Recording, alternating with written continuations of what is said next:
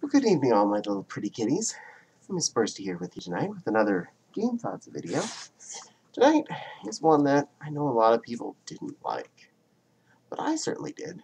And though this is my original copy, I ended up trading that into a video game store long ago before I figured out about keeping stuff for ages, but I did get a regular gray box copy of Link.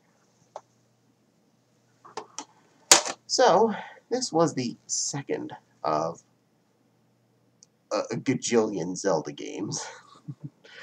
Um, and the first one I actually owned as a kid. Zelda had been out for quite a while before we actually got an NES, and at the time, that one was new. And I didn't really understand what was the benefits of any given game, or what was going to be in them. So I just knew that there was 2D side-scrolling stuff and an overworld map. I didn't realize that the whole premise of the first game was, the top-down combat was something I'd be missing. I just thought, totally different environment. So I just asked my mother to get me this one since it was the newer of the two. Well, can't say that was a perfect decision, but it's a decision. So, being the sequel, the only sequel at the time, the only other game of the series, they went with a somewhat different direction. Overworld map plus side-scrolling dungeons and random encounters in towns.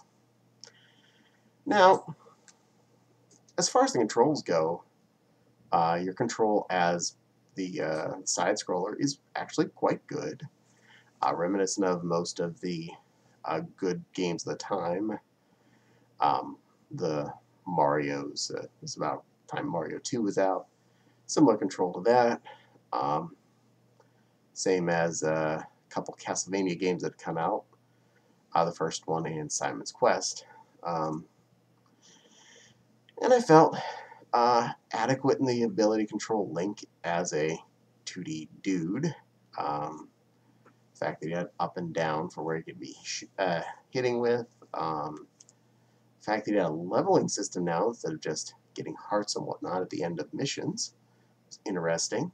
But he did have to get hearts to get more meter. Though they weren't at the end of the missions, they were hidden in random places. Same thing with magic jars. Because now he's magic. That's a thing. And you use that for all of your many magic spells you have, which actually become pretty critical. There's a few things you can't do, at least one dungeon you can't even get to without them. One magic spell named Spell. There were a lot of interesting bad guys in this game, a lot of annoying ones. Like the knights. I was not a big fan of them. I felt especially the later blue ones that shot swords at you too, kind of got a little bit on the unfair side because you're spending so much time being defensive to their weapons. It's hard to be offensive to the occasional rare opening because they were very fast to move their shield to whichever location you were about to strike to. But the majority of the bad guys were not terrible. They had weaknesses. They had ways you can get through them. Everything did come down to timing. You could kill most things without having much problem. Pay attention to what's going on and time your jumps to get into places.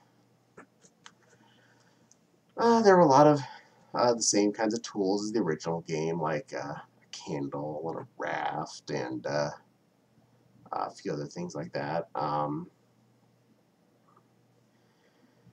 What I wasn't a big fan of was what happened when you ran out of lives.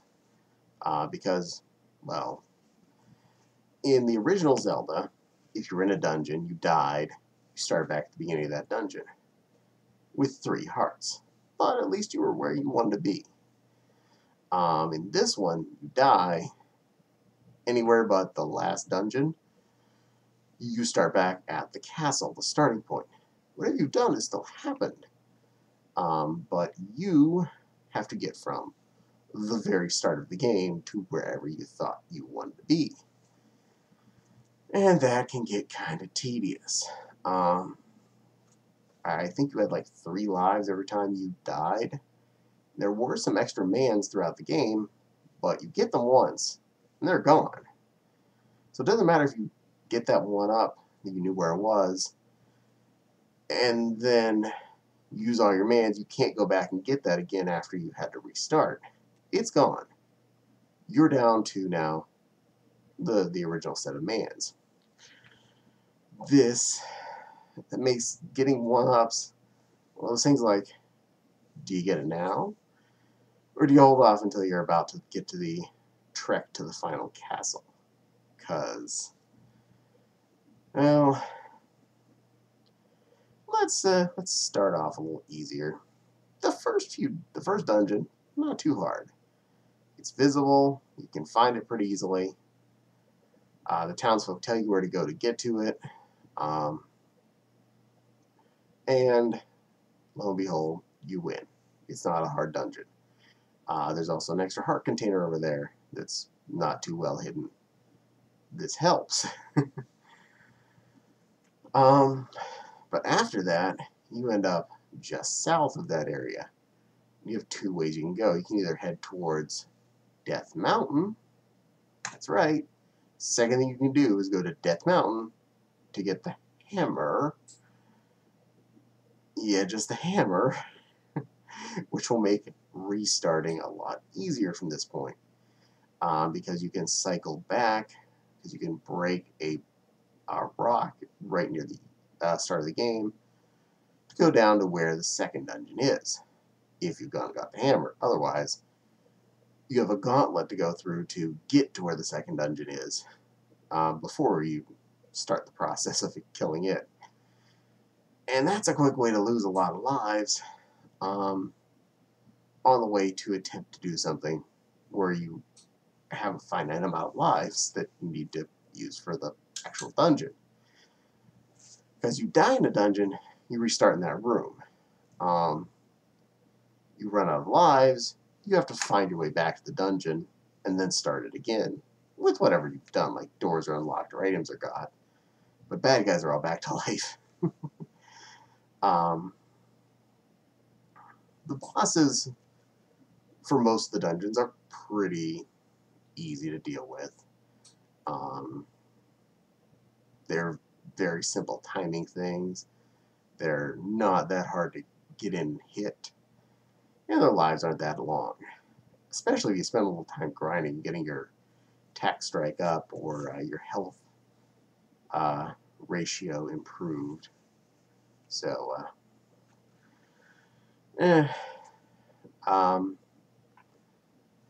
but there's after that, the third dungeon's right next to there, where the second dungeon was. And this one, about the same. Not too hard. Easy to deal with, easy to get to. Bosses. Well, he's a blue knight, so he does this shooty sword thing at you after you knock him off his horse.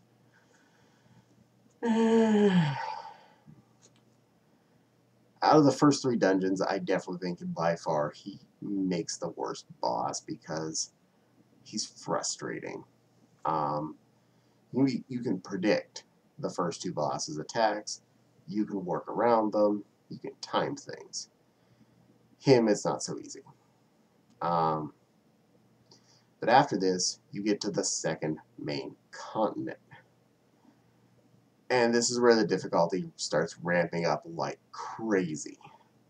And again, if you die, you don't just start at the beginning of this continent. You get respawned back at the beginning of the game. So you have to wander back down. It's mostly roads, but tedious. And then you have to go through the wilderness, because it lands you in the wilderness on the other side. There's not a road there. Then you have to find your way to where you're going.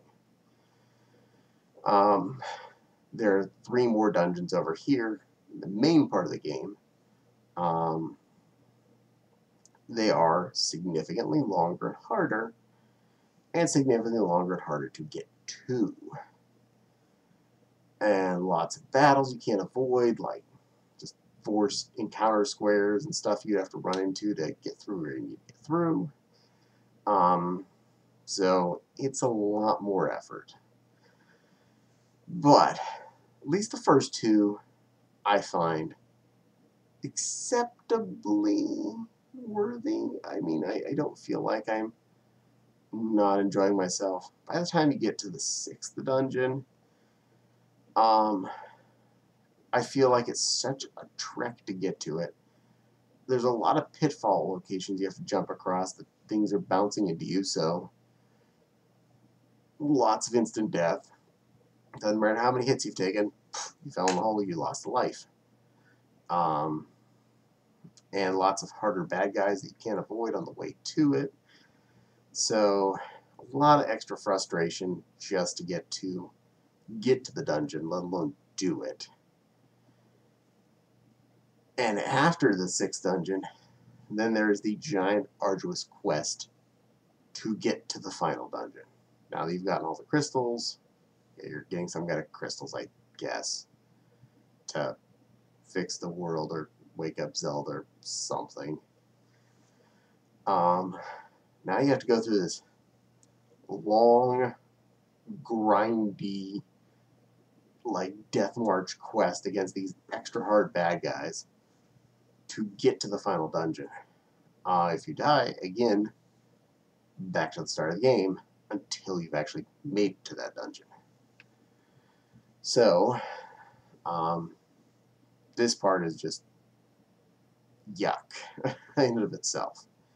But once you get there, you can keep restarting there unless you leave. And then you have to go through this extra big dungeon, which has 2 bosses. One is kind of a regular boss.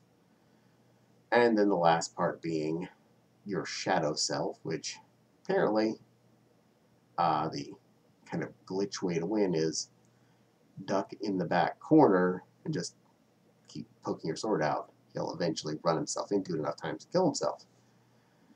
Otherwise, similar to the Blue Knight, he reacts quickly and mimics your moves to the T. So he jump around, swing his sword up and down, shield up and down, and he hurts you a lot, and you don't hurt him much.